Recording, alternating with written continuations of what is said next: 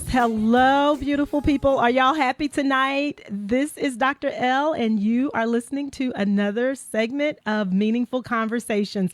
I'm so glad that you've stayed up with me tonight. It's 9 o'clock on the East Coast, but we have a guest who has called in, zoomed in from the West Coast that I cannot wait to introduce those of you who may not know her, introduce you all to. I'm so excited about tonight's show. I wanted us to go into the holiday weekend happy. There's been so much going on, so much bad news.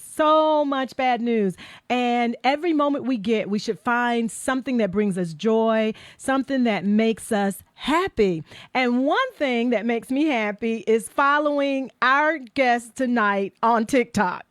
This woman, I told her tonight prior to the show that I have adopted her as my Jewish grandmother. But this woman, I am telling you, you have got to follow Annie Korzen on TikTok, or I think she has an Instagram. We'll find out in a moment. But she is hilarious. She is witty. She shares a lot of wisdom and just funny stories. And I will let her tell you a little bit about herself in a moment. But let me introduce Annie Korzen, tonight's guest on Meaningful Conversations, to our listening audience and those of you who may be still watching us via Facebook Live. Annie Korzen, like I said, is a TikTok sensation with over 200,000 followers, and I'm one of those. She was the recurring Doris Clumpus on Seinfeld. Yes. And she has written humorous essays for NPR's Morning Edition, the New York Times, LA Times, and many, many more. Annie has performed her solo shows on 3 continents, y'all. She is the Moth main stage storyteller and can be heard on www.themoth.org. Annie is the author of Bargain Junkie, and we're going to talk a little bit about some of that. But once you all start following her, and I want y'all to start following her, you will see some of the amazing things that she finds. And I'm one of those too. I will go to a yard sale or a consignment shop, a thrift shop before I go to the mall. I hate the malls. I hate paying full price for something. And we waste so much in the United States. There's so much waste. I am so surprised how many people actually like throw clothes away, good clothes. And I'm not going to call her out, but I have a good friend who had a sweater on at a Christmas dinner party she was having one year. And she was like, oh, this has got a little snag in it. She said, I'm going to just throw this away. And I was like, are you kidding me? Are you really serious? Like, you don't put it in the garbage can. So let's not do that. Let's recycle even our clothes. Somebody's trash is another person's treasure. She is also the author of Living the Good Life on the Cheap, or Bargain Junkie, Living the Good Life on the Cheap. And she has been interviewed by Oprah Winfrey and Tavis Smiley. So y'all, we've got a celebrity guest on Meaningful Conversations. Not that all my other guests have not been important and exciting to listen to, but I am just over the moon tonight with Annie on. Annie teaches virtual classes on storytelling. So I'm going to stop right there, and I'm going to say, welcome, Annie, to Meaningful Conversations. Thank you for joining us tonight. Very happy to be here. How can I not be happy getting all that love? Well, look, we're going to jump right in. I know you're out in LA, so it's not as late on the West Coast, and it looks... Here. It's 6 o'clock and it looks so bright, and I love your home. She walks through her house, y'all. She does her posts and messages at different places or in different places and stuff. But once you start following her, you will see all the beautiful artwork that her husband does. But Annie, tell us, who is Annie Korzen? We can read a bio and we can read, a resume, but tell us a little bit about who you are, where you came from, and how you ended up in LA. In some ways, I'm lucky. I grew up poor in a slightly dysfunctional family in the Bronx. I hated my childhood. I got to tell you that. Quite frankly, it's a sad fact, but it's true. And I always had a feeling that there was a better life out there than the one I was living. And I was right. I couldn't wait to leave the Bronx and get to Manhattan. I love Manhattan. I call my handle on TikTok is the cranky New Yorker. I no longer live in New York, but at heart, that's who I am. I'm a New Yorker. Yeah. But anyway, I got lucky in my life. I got an education. I've done some exciting things. I got married. I had the good sense to marry a Dane because American men are not my favorites. I got to tell you that. At least not for women like me. I'm not who they want. Mm. That's what I learned growing up. I was going to have to look elsewhere to find someone who'd appreciate me. So I married a Dane, How'd you and meet him? I met him on a blind date in February, and we got married in April because he needed his green card. Uh, I married him 2 months after we got married. And my friends were so angry at me, they wouldn't come to the wedding. They said, "Are you insane? You're marrying a stranger. As soon as he gets his papers, you'll never see him again." I said, "No, I think it's going to work." And we just had our 53rd anniversary. Yay. Awesome. Congratulations. Tell the story about you all were in Amsterdam. I think where were y'all? You were walking somewhere and there you were saying where all the women are gorgeous and um blonde and and you pointed someone out and asked Benny in Oh, fact. Yeah. right. Oh, right. Yes, because you see, I don't know how much you want to get into this kind of serious thing. My feeling growing up was that a nice girl, Jewish girl, was supposed to marry a nice Jewish boy. I mean, that was what we were trained to think when we grew up. Well, the nice Jewish boys didn't want someone that looked like me because Mm. I'm too Jewish looking for them. They wanted a beautiful blonde. They wanted to be mainstream Americans. That's what made them feel successful. They wanted arm candy. Now, my husband comes from Copenhagen. In Copenhagen, all the women, every woman in Copenhagen is a tall, gorgeous, blue-eyed blonde. My husband couldn't care less about that. That was what so we're walking in Copenhagen, and I pointed out this girl I thought was stunning. I said, "Benny, look at that woman. Isn't she gorgeous?" And he said, "What?" "Well, I don't know. To me, she's kind of ordinary." He thought I was exotic.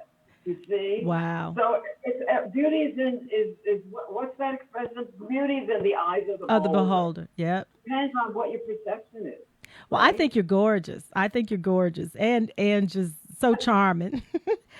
So charming. And you have so you're a grandmother and yeah, I'm a so grandmother, mhm. and my family situation is I have a black grandson. Mhm. He's adopted, and I was not for this adoption. I mean, I didn't think my kids were old when they adopted. I don't know why I didn't know why they. I wasn't one of those women who was dying for a grandchild. Mhm. My son and his wife had a nice life, and they traveled, and they were financially comfortable, and they were old. They were 45 when they became parents, and I said, "You don't know what you're in for." And then the idea of getting a black child, I thought, this child's going to have so many challenges. He's going to be Jewish. He's going to be black. He's going to have the whole, why? And let me tell you something. This child is a miracle Yeah. in every way. Yeah. I can't talk about him without getting teary. He is so bright. He is so sensitive. He is surrounded by love. And I'm glad my kids didn't listen to me. Yeah. That's all I can. So look, you are an actress. How did you or what inspired you to become an actress? Let's start there before we get to where you I was brought up to be a musician. When growing up in my neighborhood, every kid had to get piano lessons, and my mother sort of, how should I say, indoctrinated me that a good profession for a woman was to be a piano teacher because you could do it at home while you still cooked dinner and they took care of your kid. It's that kind of, it's that generation. And that's what I did. I did what I was told. I never liked it. I never liked teaching piano. And I always was in love with movies and television and theater. I always loved that. And I always had a dream. I thought, wouldn't it be nice to do that? And then I married Benny. Benny is a film producer, and he was doing some little stupid movie in Denmark. And he said, "Listen, we need somebody to do this. Why don't you play this role of the tourist?" And I did. And I liked it so much, I thought, okay, no more piano lessons for me. We came back to New York, and I started going to acting school, and my life changed. But it was late. I had to catch up. yeah. I've started everything in my life late. It's a good thing that I've grown to an old age because I'm still catching up. Well, you have a theory. You actually in one of your TikTok posts, you talked about never giving up on your dreams, basically, and that it's not too late. So we'll talk about that in a minute. But what about your role in Seinfeld? Tell us about how did you get?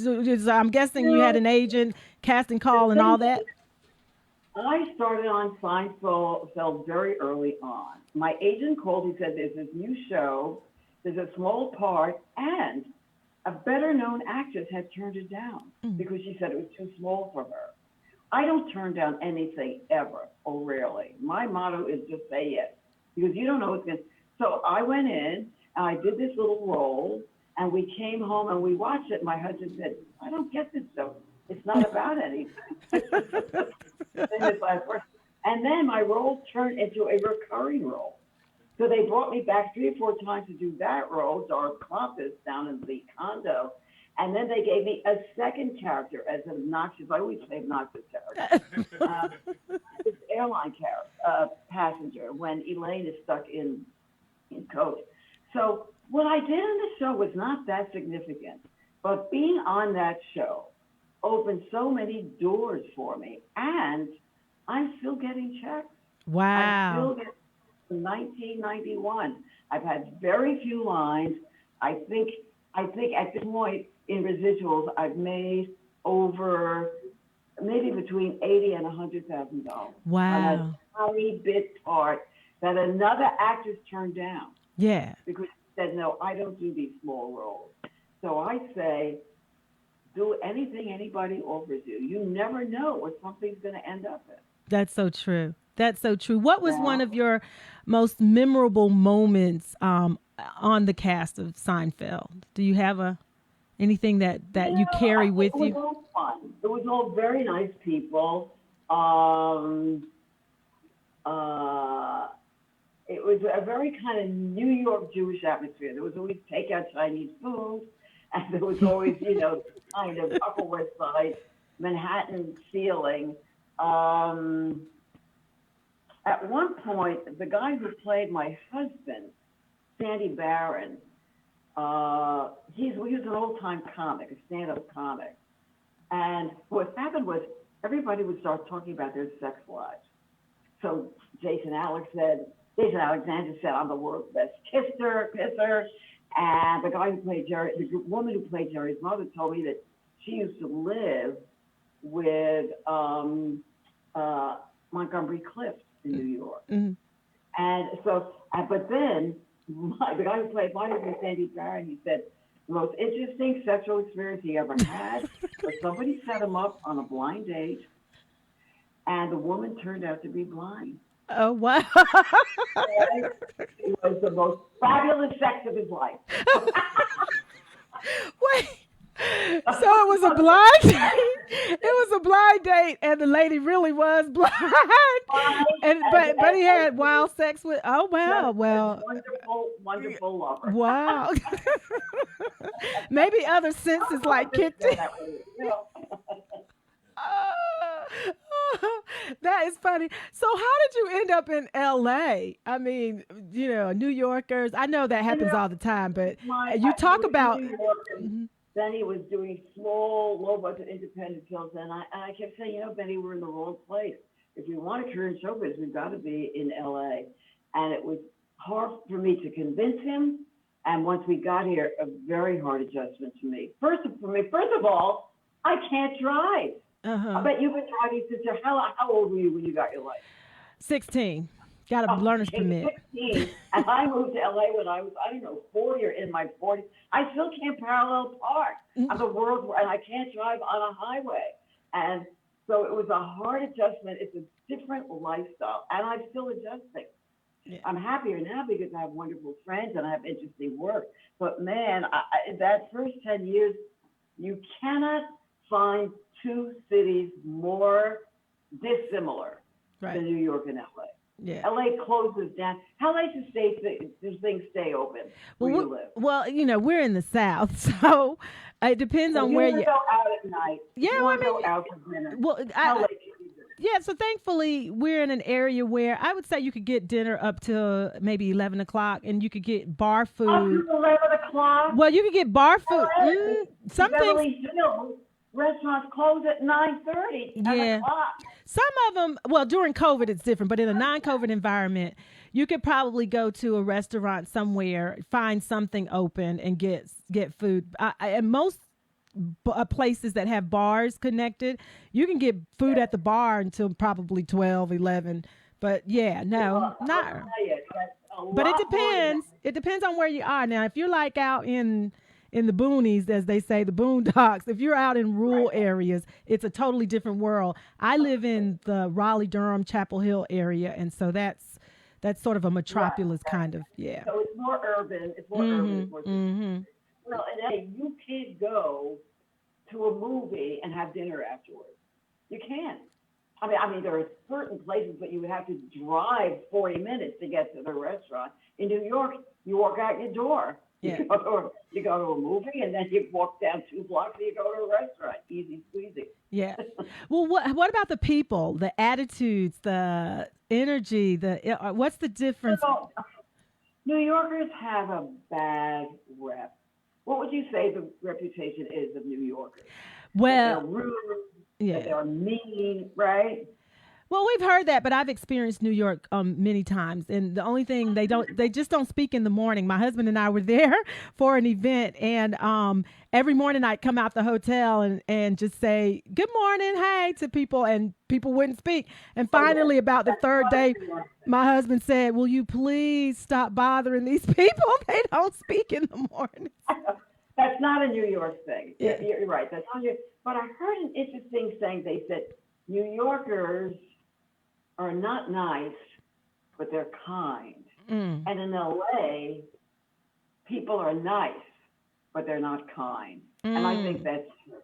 If you get into a conversation with a New Yorker, 10 minutes in the conversation, they'll say, well, what are you doing? Let's go have a drink. What are you doing? Come over to my house and have me some people over. Yeah. You know, I mean, that would be typical. I can't tell you how many years it took for me to make friends in LA or to get invited to people's houses. And let me tell you something. I was in LA during in New York during 9/11. And if you wanted to see a community, a city of people who cared about each other, who supported each other, the lines, tragically, the lines to give blood were miles long. Everyone wanted to contribute. Everyone wanted to help. You just had this, the restaurants were full. People wanted to be out. If any man in a uniform entered a restaurant, everyone would stand up and applaud, and that man ate for free. Wow. It was just, and I'll tell you, I don't think it would be that way in LA. I really don't. Yeah, it seems so spread out. God bless you for living out there. It's a beautiful place to visit, but yeah, I'm a Southern person. I mean, yeah, it's different. I like speaking to people in the morning and getting out and doing certain things. Right. Look, so Annie, what is something that you think about? You're so funny. So I'm almost tempted not to ask this because Lord only knows where you're going to go with this. But what memory do you have that cracks you up every time you think about it that involved you? Something, embarrassing, funny, or what is there something that has happened that's your little go-to? God, I don't know. Gee, I have a million of them, but now that you're putting me on the spot, I once, I don't know. It's not going to seem so funny now. You caught me off guard, but when I started working on Seinfeld, it was Jerry and it was Larry David, and we were kind of friendly. I would sometimes run into them out and about, and I would stop and I would talk, and it was okay. Then, as they got more famous and more rich and more powerful, I started to get intimidated. And when I get shy and intimidated, some people they can't talk. You know what I mean? Mm-hmm. And I'm the opposite. Right. I get verbal diarrhea. And God help me, one night, late night, I'm in the supermarket, in Browse. That's our local market. Mhm. And right behind me came Jerry Seinfeld with the young woman he was dating. And he said, "Hi, Annie, how you doing?" And I got so embarrassed that it was him. I started talking like a crazy. "Hi, Jerry. How are you? Oh, it's so nice to see you. Oh, is that your girlfriend? That's nice. Oh, is he Jewish?" Which is really a stupid thing to say to anyone. Right. "Oh, this is my husband, Benny. Hey, Benny, this is Jerry. Oh, it's nice to see you. What are you doing? What are you buying? Are you cooking? Oh, do you like to cook?" And I could see his eyes glazing over like, Like you were on drugs or something, right? I Drunk. couldn't stop myself. I could not stop myself. Oh gosh, people have got to see. Oh Lord, you are funny to me. You are so funny. You said something. Is speaking of talk, the way people talk. One of your what posts you talked about speaking from the belly. You know, and the difference how you had to change it. Hmm. Yeah, well, I grew up in the Bronx where you talk like that. You Hmm. talk from your mouth and from your nose. "Hi, I'm Annie. I'm from New York. I'm from the Bronx." Right. And uh, and I had to study when I went to acting school. That's something to study: how to project your voice, where to place it. And I'm shocked, Michelle. These days, I don't know if it's true in the South, but up here in California, there's a lot of girls who talk like "Hi," or that valley Yeah. thing, Yeah. or they place their voice in a very unattractive way, and they're on television. I mean, I'm talking about news women on television who do not use their voice in an attractive way. Mm. So, technically, there are four places. I don't know if I can stand up. There are four places you can place your voice. You want me to give that whole thing? Yes. You want to? All right. There are four places you can place your voice. You can talk through your nose. You can talk through your mouth. You can talk through your chest. You can talk through your abdomen, your belly, the diaphragm. Obviously, this low place is where you want to be. If you think of those actresses with beautiful voices, who are they? Kathleen Turner, Betty Davis. In the old days, all the actresses had beautifully low-placed voices. So you just practice. You Mm. practice sending breath there. You practice thinking of your voice coming from a low place in your body. Not from up here, not from a pinched up place up here. Okay. But I think generally, I don't know if there's a problem in the South. I think generally, Southern women have prettier sounds, Yeah. it seems to me. Wouldn't Well, you think thank you. so? I think so. I certainly do. Yes, ma'am. Yeah. I mean, more velvety, more, I don't Hmm. know, and I don't know why that is. Hmm. The ugly voices seem to be from, I don't know, the two coasts for some reason. I Mm. want. Mm. So, TikTok. How in the world did you end up on TikTok? I And have no idea. I don't understand it. It wasn't my idea. uh, I have a young friend, Mackenzie Martin. She's 30 years old. She's the total opposite of me. So here I am. I'm a short, older Jewish lady. Mackenzie is tall, thin, model beautiful, 30-year-old church-going Christian. And we are soulmates. oh wow. Okay. Now, I was talking to her and I was saying, I really need to find a larger audience. I do these solo shows. I'm lucky if I get 100 people in the theater. I want a larger audience. I'm thinking maybe filming some things for Instagram, which I don't know how to do. And she said, "Instagram, forget it. You need to be on TikTok." I said, "You're crazy. TikTok is for young girls showing how to wear makeup or shaking their booties. TikTok isn't for me." Right. And she said, "People will respond to you. Let's do it." So she became my producer. I don't know how to do this stuff. She films it, she edits it, she puts the music on. I create it. I mean, I know the things I want to say, or sometimes she'll suggest a topic. And what's really surprising to me is the audience I've gotten is not my traditional audience. Right. As a performer, I've always known who my audience is. My audience is generally middle-aged or older people, educated, mostly women, mostly Jewish. That's been my target audience. Right. I am getting love now from so many people of different backgrounds Yeah. and even different countries. I'm Zulu. We love you in South Africa. We love you in Scotland. I don't really understand it, and I'm not being modest here. What Mackenzie keeps telling, or I'll ask you, what is it that you respond to? Why do you? We're not the same. We don't have similar backgrounds. Right. Why do you respond to me? What is it? I'd like to know. You were just so down to earth. You were authentic. Your authenticity comes through your wit. You cracked me up. The first video I saw was when you were talking about why buy expensive jewelry or something. Why buy? Oh, Yeah. So I want you to yeah, share later that. on, So yeah. your humor, I mean, I love people who are authentic, who are themselves and who have something to say.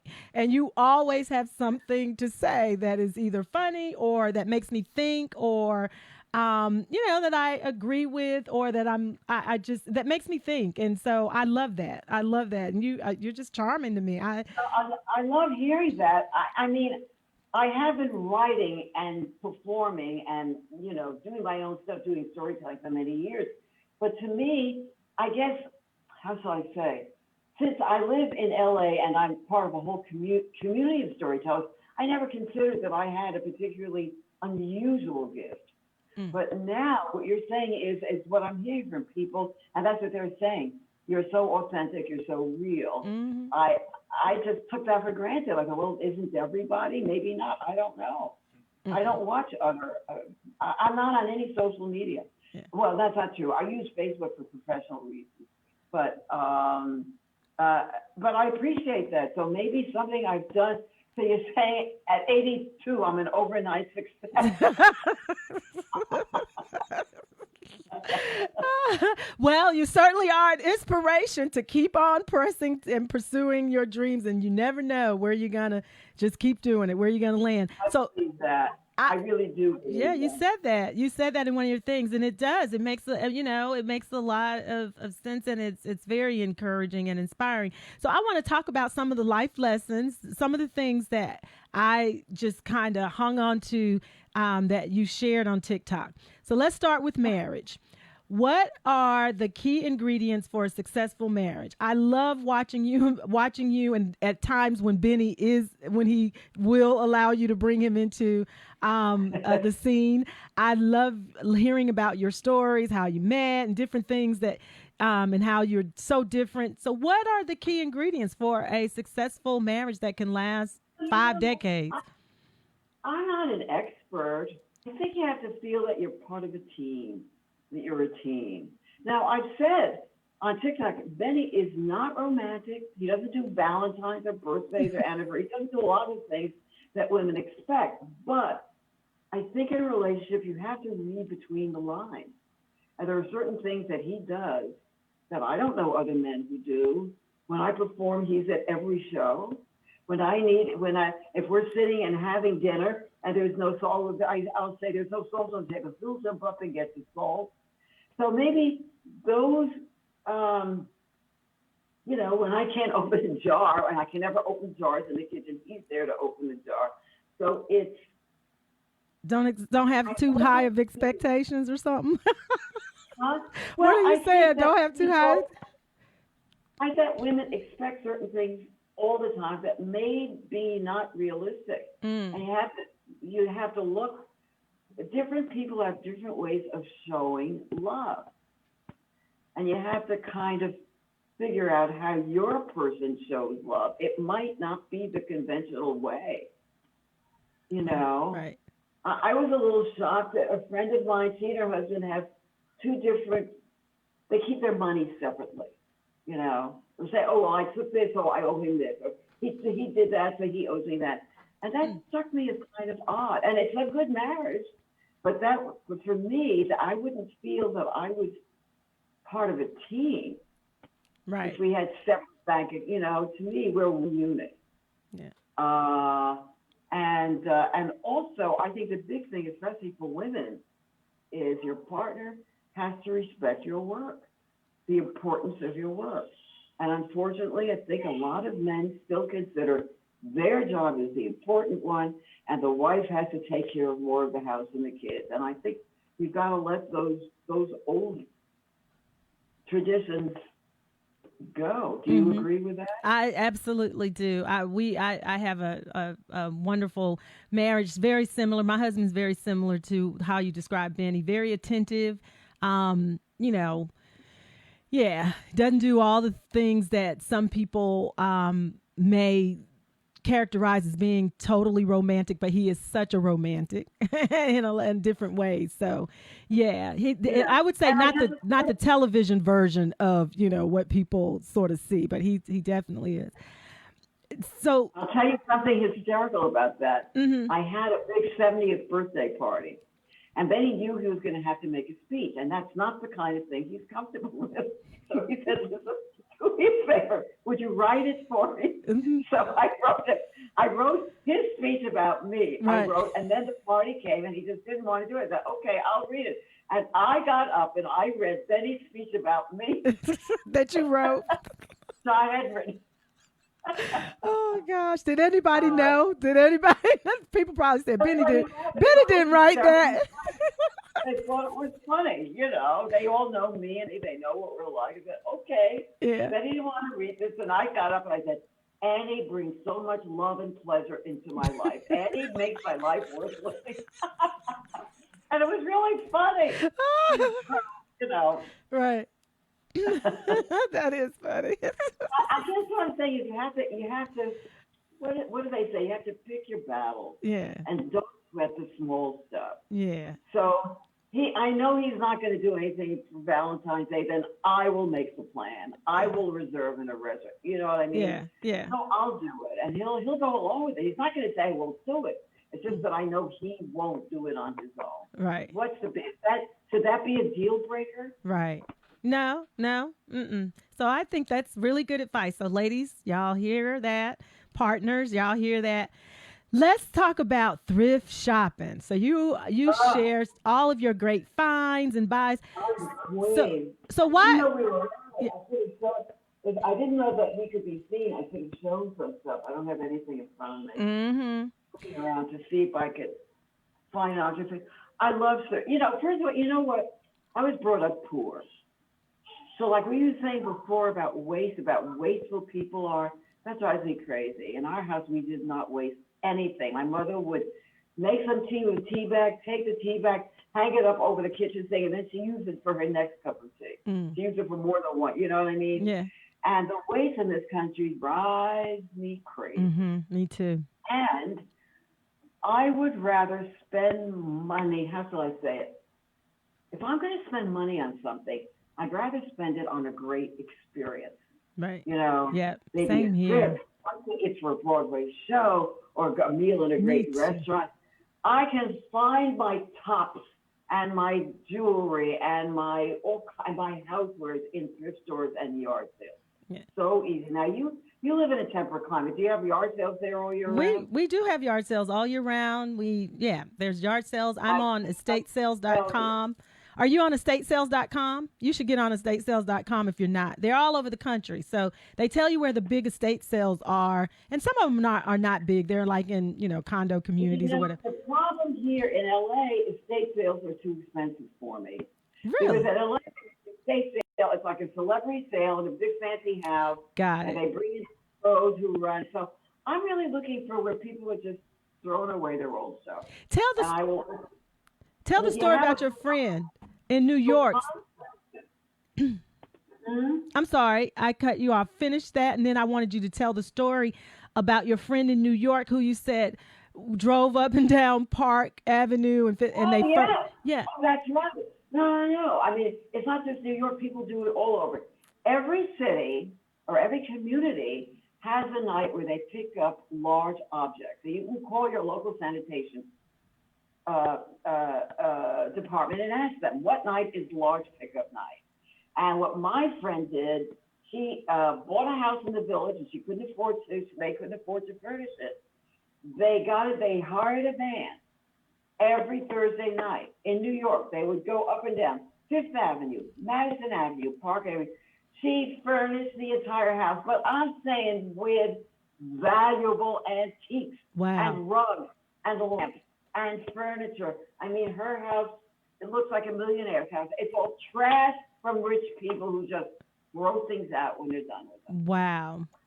And is And that true in LA? I've done that here. I Yeah. pick things up on the street that people just put up there throwing out and say, oh, Benny, look at that. Wait a minute. We could use that on our patio. And look at that big planter. We could use that in people throw things out all the time.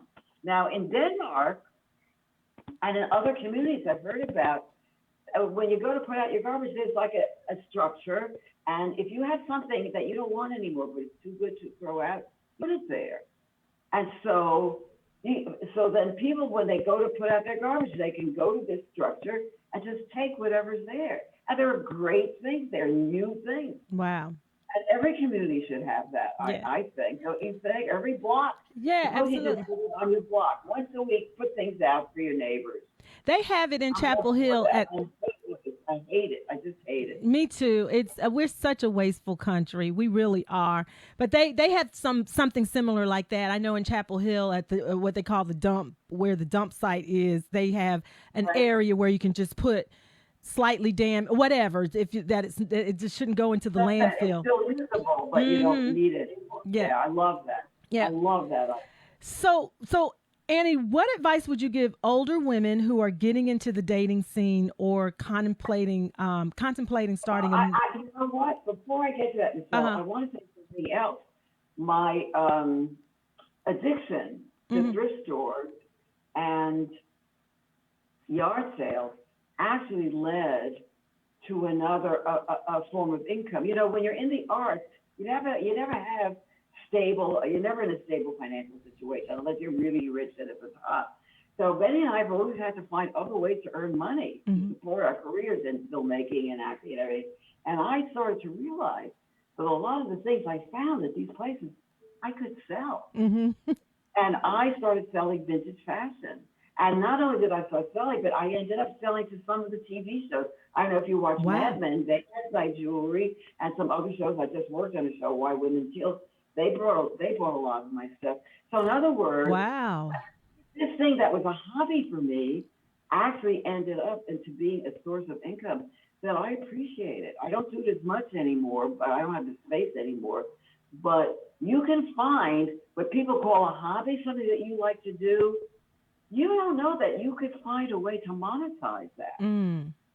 You know what I mean? Yeah, you're gonna have to. It's a skill though. I mean, you got to figure out how to build a consumer base. You know what I mean? Yeah. It's work. It's work. You have to market yourself. You have to find the buyers. Yeah. And in my case, I had to develop my eye to figure out what's good and what you know. I have a friend. He can walk into. He's done it. He'll walk into Goodwill, pick up some little stupid-looking object for $1, and sell it the next day for $1,200 because Wow. he has a background in art curating. He knows the value of things. He can recognize things. Man. You know? Why? Yeah. Oh, that is something. I would like love to. Fun. But you can ask me about dating. Yeah. So for older women, what you have what's some advice? I mean, for dating. Yeah, I say you have to keep an open mind. I like a man who has as much interest in me as he has in himself. What I hear from my girlfriends always, yes, I went on this date, and the guy spent the whole time talking about himself and his ex-wife. So that's not very tempting, is it? Right. But I think you have to be patient. Listen, I have a girlfriend. She's an older woman. She's a widow. She had a mastectomy on one breast and never replaced it. She's got a grown child who is learning disabled who lives with her. And she said to me, do you know any guys for me? And I thought, is she real? Who's going to want this woman? Let me tell you something. She started online dating, and she spent a year, and she met 100 guys, most of them idiots. And the 100th guy, I was at the wedding. Wow. I was at the wedding. He's a wonderful guy. He loves her the way she is. He accepts the child. Now, my friend is a very loving person. She's also very, she has something that men look for. She's very supportive. She's very affectionate. She's very loving. She's very light. And she did it. So I think if you just look at it as a job, okay, this year I'm going to meet 100 guys. Let's see what happens. Yeah. So online dating. You have to do what interests you. Yeah. I know a lot of people just met people at a political club, at a church group, at some kind of social justice activity they were involved in. You got to meet people who have your same values, right? That's right. That's right. Annie, what are the keys to a happy life? Oh my goodness. Laughter for one, for me. You know, I'm not always happy. I have my Mm. moments of depression. But I think basically Well, you spending did say time you with were depressed people I because love you is the watched most the. important You said you were thing. depressed because you watched the last episode of what was it you had watched? You posted. You said I'd stay. I watched the final episode. I forget what the show was, but Oh, I forget, and I was so unhappy that it was over. But I think really spending time with people that you love, spending time with people that you care about. I think a lot of people are much too into me. How do I learn to love myself? That's not your problem. Your problem is how do you learn to love other people? wow. You have to accept yourself. That's something different. You have to accept yourself and demand respect for whoever you are and whatever you are. But I think, how can I find something good in that person? How can I appreciate that person? What does it do me to spend time with that person?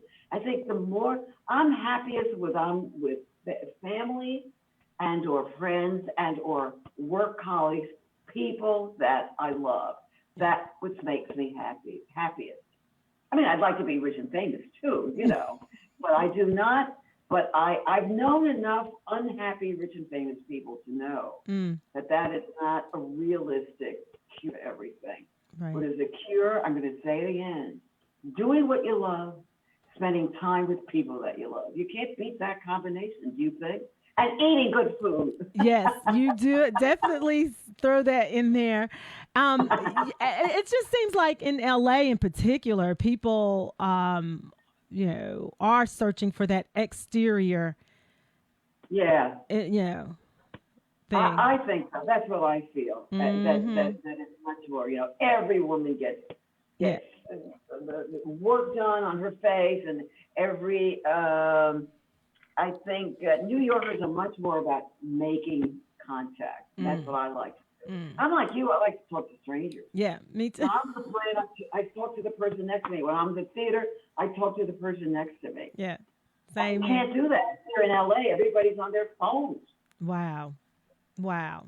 So Anyway, you gave a list of people who you one of the things that would make you happy if yeah. you met a list of these people. So I'm going to go down just a few of them and ask Oh, and one of the things that would make me happy is if those people admired me. I want to be admired by people that I admire. I bet that's exactly right. And I bet as soon as they discover you, they will. So Anita Hill, why Anita Hill?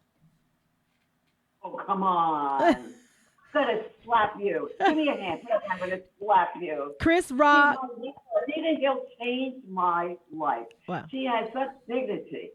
yeah. Again, you're going to make me cry now when I think about it. When I watch those hearings of those guys up there, those white men in suits, disrespecting her the way they did, it makes me so emotional. I can't even talk about it. Yeah. And she handled herself with calm, with dignity, with intelligence. I mean, she's my hero. Come Yeah. on. Chris Rock.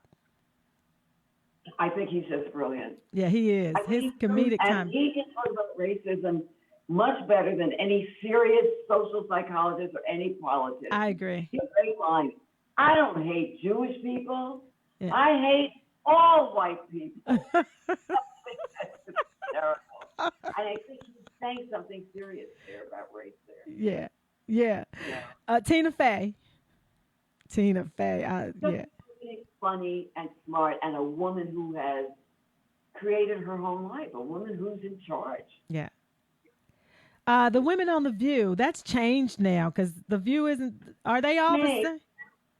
All the women on the View. I, yeah, and I would. I may not agree with all of their views, right. but I like the fact that they're. I'll tell you something.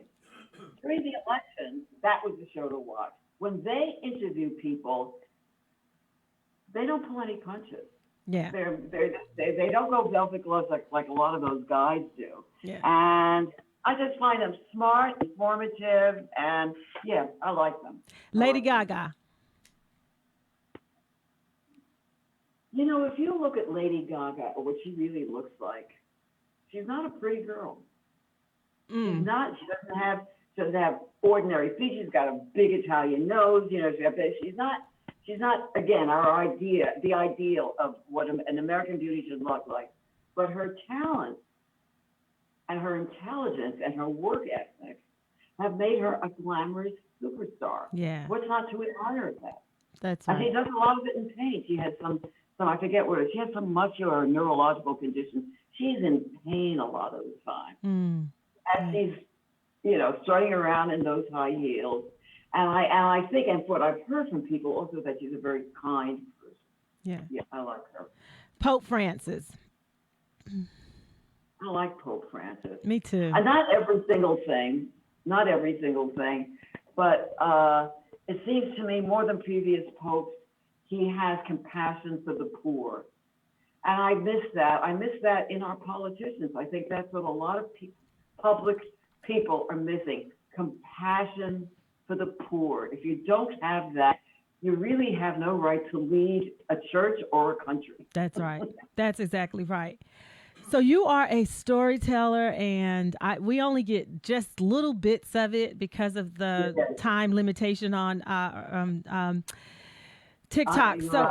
So I think storytelling is wonderful. It's a wonderful way to bridge cultural divides and bring people together, and but not everybody can do it in a way that makes people want to listen.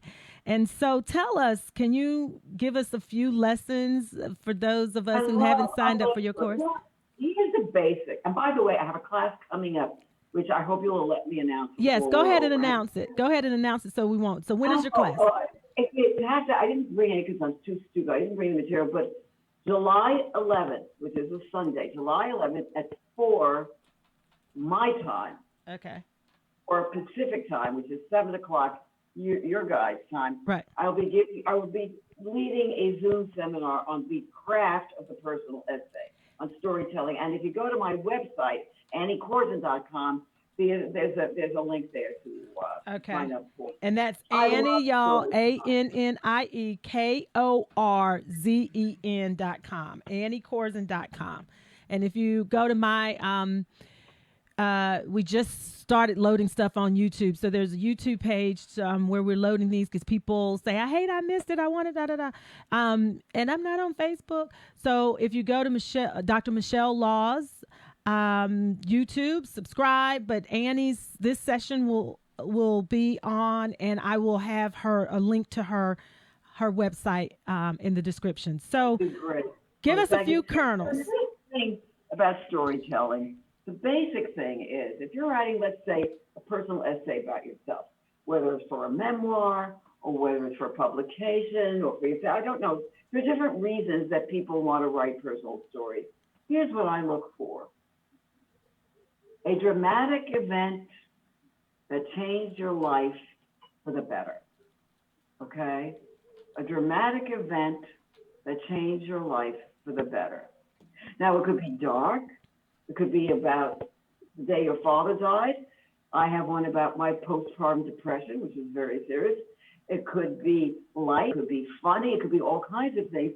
But it has to be something that changed you in some way, that made you stronger or more lovable or happier or more compassionate.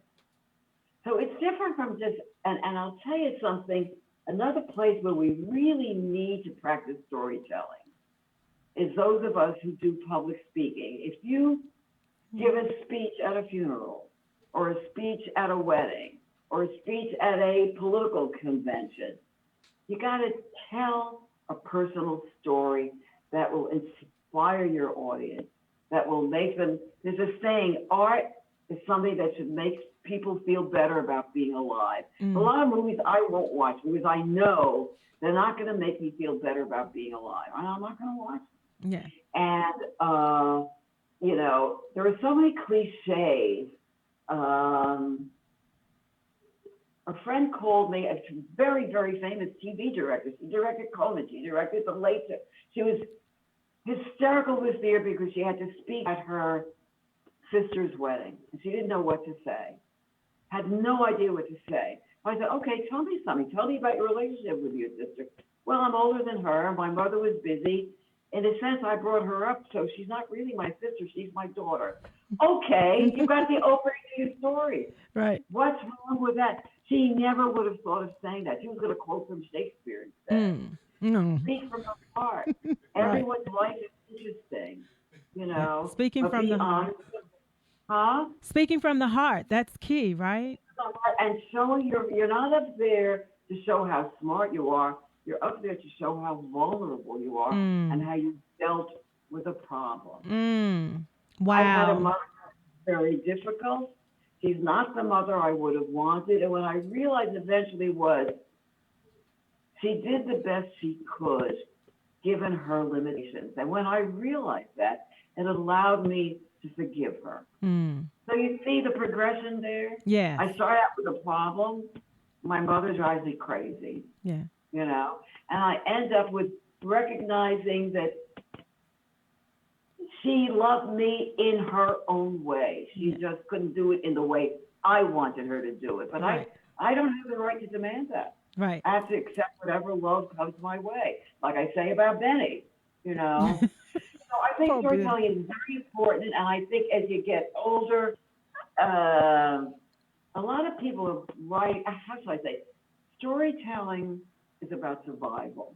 Any story you tell is probably, in one way or another, story of survival. Wow. How you survived a terrible marriage, how you survived a terrible childhood, how you survived the worst New Year's party you ever went to, how you survived the worst restaurant you ever went to. It could be all kinds of things, but how you triumphed Mm. over a challenge, that's what a story should be about.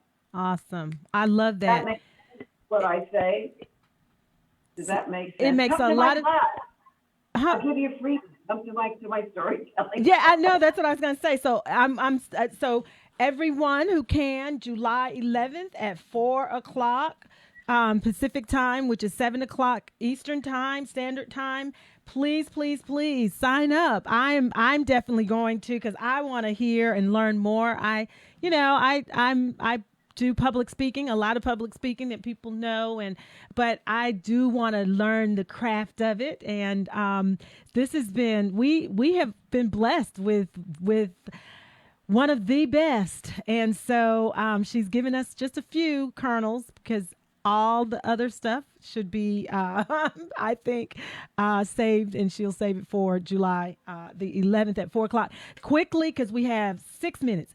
What advice would you give and we were only going to do 45 minutes, but I don't want to cut you off. I was going to do last 15 minutes news, top stuff, and all what's happening around here. But this is just so good, and I'm so honored. Thank you so much for being with us. What advice would you give to your younger self? My younger self, Mm-hmm. I wish I had thought more of myself. Actually, I didn't have a very. I wasn't terribly confident. I thought I was ugly. I thought I can't. I was embarrassed about my parents. I wish that somebody had told me to accept myself and have pride in who I was. I have that now, much than I did when I was younger. Mm. And I allow people to take advantage of me because of that lack of self acceptance, Mm-hmm. Mm-hmm. Yeah. But look, I don't want to say I regret anything. I've had a good life. I continue to have a good life. We all have our ups and downs, Yeah. right? Yeah. But I think we've got to be grateful for what we have. That's right. Gratitude. I think we have to practice gratitude, don't you? I absolutely do. I absolutely do. Gratitude is so important. And always remember that, this is, as they say, this is not a dress rehearsal. This is real. This is your life. And you have to choose how you want to spend your days. Do you want to spend your days Right. looking back, or do you want to spend your days looking ahead and hoping for the best? Absolutely. And on that Absolutely. note, what gives you hope? You know something? I don't always have a lot. I didn't Mm, have a lot in the last 4 years, quite frankly. mm, But right now, these young people that are getting out there, that are wanting to change things, that are wanting not to accept the ways, I find that very moving. And I'm thinking maybe they're going to do it. Maybe they're going to do what we didn't manage to do right. about the environment, about our racial situation, about life on this planet, I feel kind of encouraged by them. Don't you? I absolutely do. I absolutely do. Yeah, I think they are showing us the truest form of humanity and what that looks like, and accepting Yeah. people. Yes. Yeah. Mm-hmm. Yes. And I hope, and then of course, I hope for my grandson that he's going to enter a different world than That's the right. world he's into. Yep. Any last words you want to say? Any a joke you want to tell? Anything you want to say? Oh my God. Uh, no. Now, did you say you're not going to do a Q&A? Because I don't mind. You mean you're not going to do phone calls? You weren't planning on doing that. No, That's not well, part of I it. mean, it's 3 minutes out to the end. Oh, We've no, no. talked all the way Okay. through. Yeah, I would have loved. Well, will you do me this favor? Will you promise to come back on, and that way we can have some people I do. love it. You're so easy to talk to. Oh I wow. it's like going to a party, Yeah, you it is. know? And when I come to LA, my husband and I are gonna connect with you and Benny. We're gonna go out and y'all Oh, that would should. be so Yeah, great. and we'll That would, drive. My husband loves to drive. He drives me everywhere. I drive too, but I mean, you'll he be my guest. You can come and sit on my patio, and have your absolutely, fun at that. Yeah. absolutely. I'll tell you one funny thing. It's not a hilarious thing, but one thing in my life has always been, I've always been criticized for the fact that I talk too much.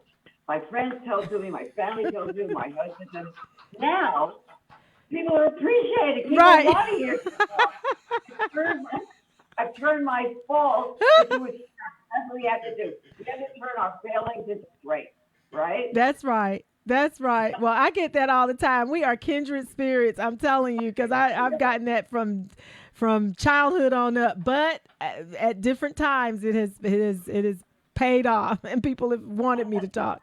You have been Right. such a joy, such a blessing to have on, and I wish you and Benny nothing but just joy and bliss for the rest of your years and days on this earth, because you have certainly brought a lot of that to my life. As when I found your TikTok, and I was just new to TikTok and wasn't too impressed How with. did you? How did you find me? I don't understand how You people popped find up. me. I guess because of the things I was liking, you popped up, and so you just popped up, and they I don't know they how they have that this works. they Algorithm. yeah, they have this algorithm, and so you popped up, and yeah, and I'm glad that you did, because I'm telling you, you are a hoot, and I love watching you, and Benny when he jumps on, or when you pull him in, like I I said, forced him when when you I force him. kidnapped him and forced him to speak on.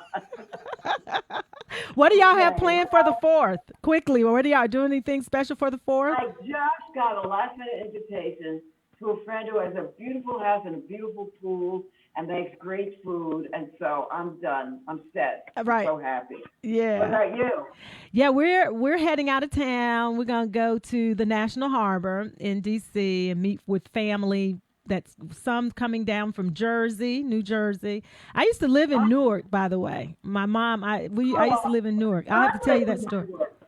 Yeah. My son lives in Newark. Wow. See? Oh, But look at the the stars, baby, Lon.